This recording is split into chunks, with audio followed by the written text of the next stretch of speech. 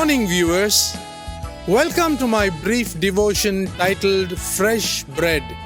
And I do hope that it makes an impact in your life as you begin a new day in Christ. In this devotion today, I want to bring out the great things that Yahweh did for the people living in the extreme bondage in the nation of Egypt.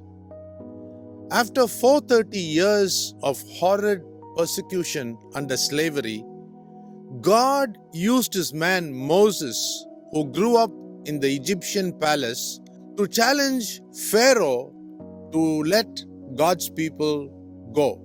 God, that is Yahweh, proved to Egypt through all the plagues he sent that what they were worshipping were just his creations, while he was the invisible creator.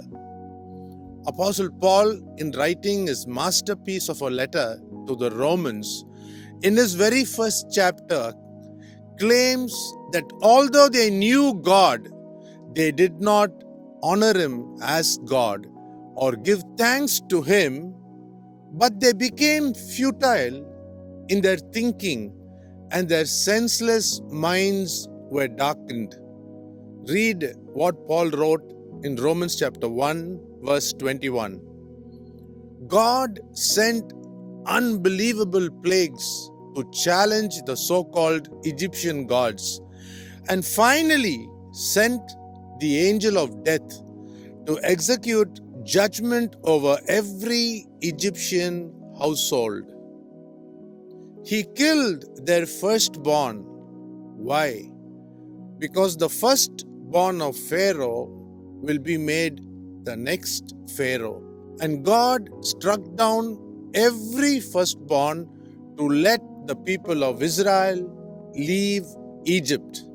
God went before his people in a pillar of fire by night and a pillar of cloud by day to lead from the front.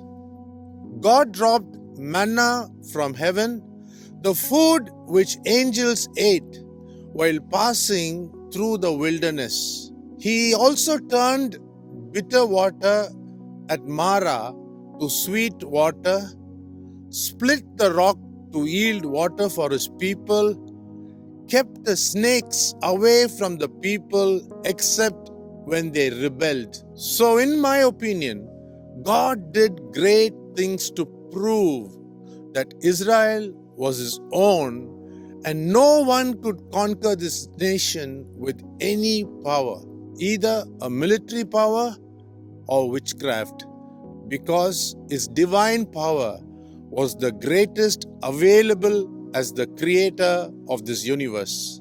After seeing all this, the people, during the time Moses, their leader, went up to meet God on the mountain, made a golden calf just to acknowledge that this calf was the God which brought them out of slavery by doing signs and wonders. What a sad state of affairs it was.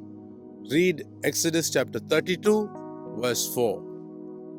The greatness and the glory of God was now ascribed to a statue of a golden calf, and God has been frequently pushed out of veneration, and the glory has been attributed to hopeless statues of birds, animals, and reptiles. Even after so many years of God's faithfulness to Israel, God, who had split the kingdom of Israel to Judah and Israel, we still find King Jeroboam of the 10 tribes of Israel erecting statues of golden calves at Dan and Bethel.